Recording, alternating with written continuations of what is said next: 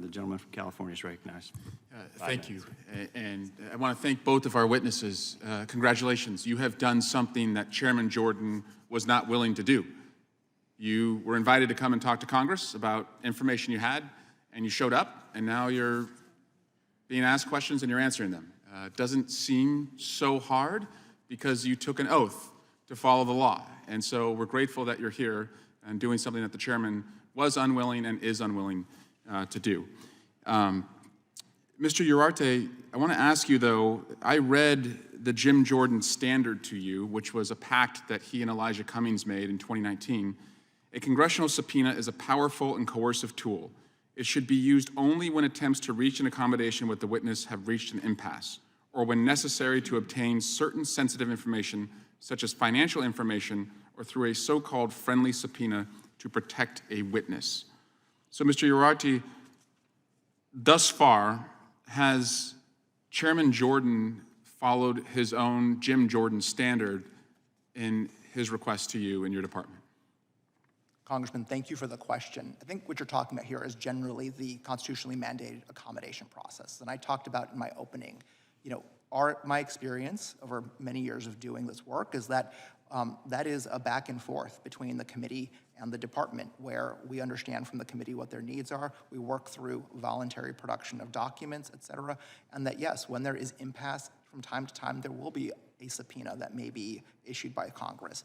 But what I find is that the most productive conversations we can have are those about voluntary production of documents and information, and especially given where we are in this Congress, it certainly, there was no reason to send a subpoena. We were ready to voluntarily comply with the committee's requests. So speaking of voluntary compliance, you received your first request for documents on January 20, is that right? January 17th, I believe, was the first request in this Congress. And how many days did it take you to respond to that request? We sent a letter back on the 20th, 3 days later. So 3 days.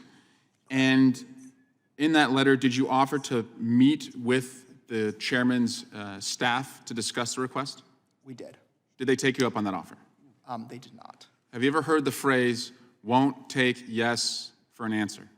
I have, sir. Does that sound apt here? Certainly, I can tell you that we are looking forward to continuing to a dialogue with the committee staff and certainly hope that we can do so in the spirit of accommodation that I mentioned earlier. We do have a good relationship with the committee staff, and we appreciate that, but we certainly hope that we can continue to bolster those conversations by additional dialogue about the committee's interests and what the department can do to meet those interests on a voluntary basis. So after Chairman Jordan wouldn't take yes for an answer, he followed up with a subpoena with 9 requests for 94 field offices asking for documents from 118,000 employees. Is that right? That is correct. How much time did it take you to prepare for this hearing, you and your staff?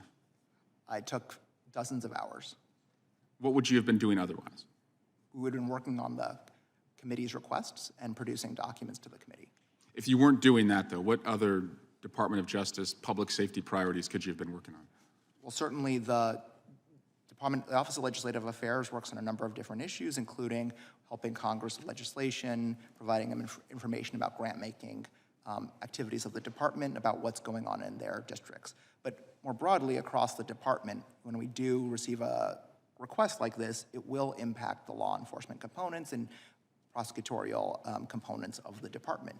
In this instance, there was a significant volume of materials that we had to collect from the Executive Office of United States Attorneys, and certainly that does take away from their time to support the United States Attorneys in their mission to protect the United States.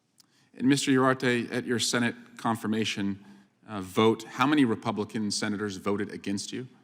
On the floor vote, it was a unanimous vote in my favor. And Ms. Graham, our dear missed colleague, in your confirmation vote, how many Republican senators voted against you? That would be helpful. Thank you, Ranking Member Swalwell.